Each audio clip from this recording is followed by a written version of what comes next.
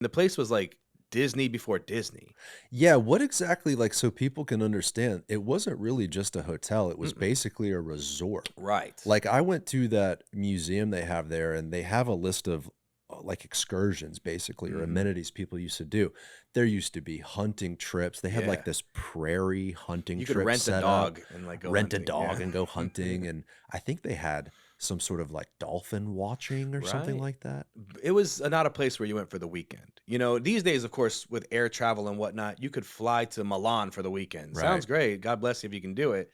But yeah, the University of Tampa, when it was the Tampa Bay Hotel, you went there for the winter. You know, you brought your whole family down. You packed tons of suitcases like you see in the old movies where the ushers pushing the suitcases on a big cart. Pull up that picture right here, David. Where's my damn laser pointer? There you Shout out Karen Kress. go.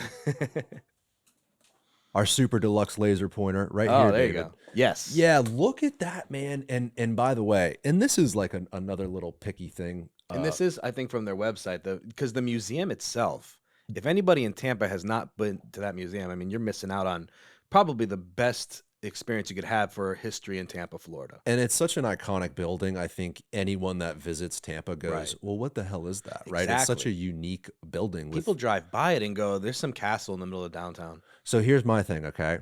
Right now, we do not get that view. That garden area in the front Yeah. has completely overgrown over the last 100+ years. The Right. trees are very tall, and it's hard to see the building. You can see the minarets, Yes. but look at that view, how I know. grand that used to be. I mean, imagine pulling up on Tampa in the late 1800s, and you look across the Hillsborough River and you see that building. Well, as somebody, I get a lot of cruises that come in and I do bus tours with companies that come this way.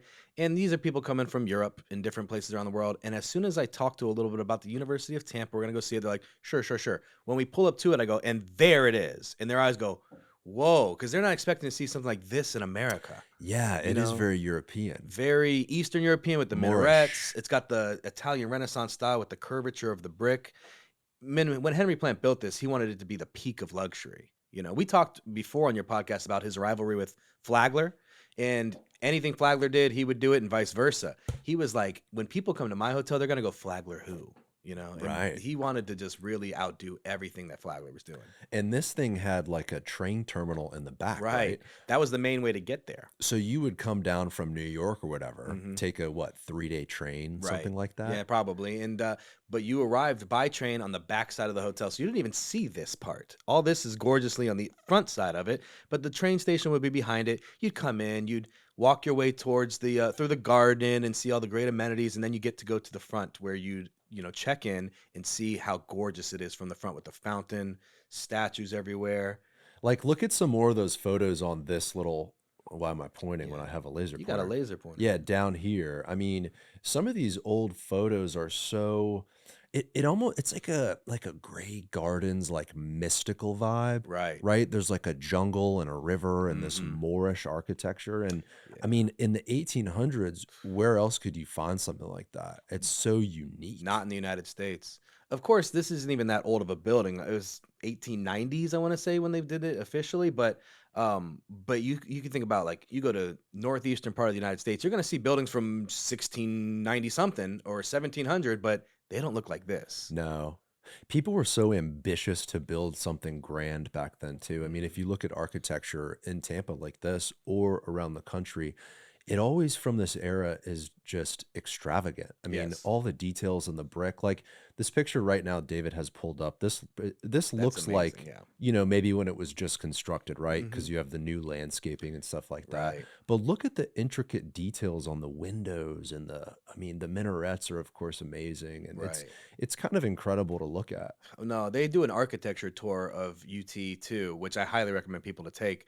And honestly, I could look all day at this building and not see everything. Right. It's just put together that way. And like you said, back in that time, if you had the money to do it, you wanted to. Right. They wanted to build something that their great great grandkids would visit, which here it is, still standing. Go to the museum. I think it's I think it's this one right here. Yeah, so if Mhm. people want to go check this out, it's at Plant Hall, which is Right. that main beautiful building, formerly the Tampa Bay Hotel.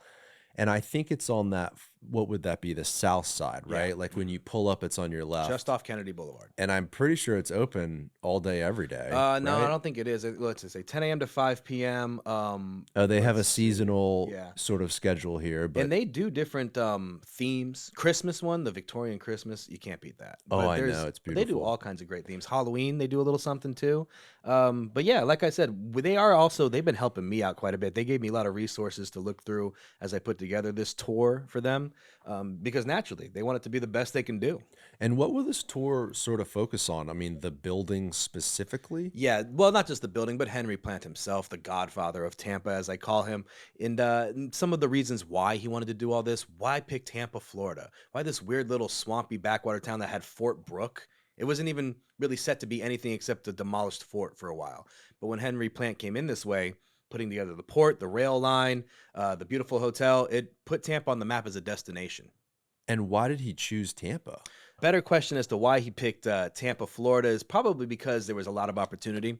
I mean, think about somebody who, you're in development, you go to a place that's like, man, I don't know if I want to buy a house in this area. It's a little rough around the edges, but the price is right and I can develop the area around it. You know what? I'm going to buy it all up and make this beautiful. And that's what he did. The same way like some entrepreneurs do, like Daryl's doing in Ybor and stuff like that. And Ybor wasn't really falling apart when Daryl got involved, but he wanted to turn it into like, I want the reputation to change around here and make it like, oh, you have to go to the Henry Plant Hotel. Right, yeah. So he came down and saw maybe a swampy area of Florida, but Yeah. tons of opportunity. Yeah, because before him, like I said, Fort Brooke we weren't even really Tampa on the map in some places. Did Henry Plant come before Ybor? Yeah, it was about the same time. Henry Plant is mainly the reason why Ybor wanted to come here. I mean, the port, the deepwater port, and the rail line really made a difference for Ybor because in Key West, I mean, sure, you can make cigars, and he was really wealthy. He could have just counted the money till he died, Mr. Ybor.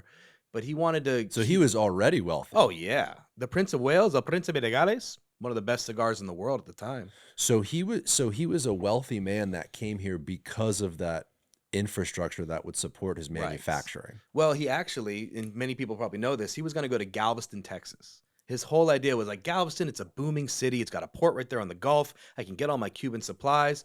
But then a man named Gavino Gutierrez came down to Tampa, Florida, looking for guavas.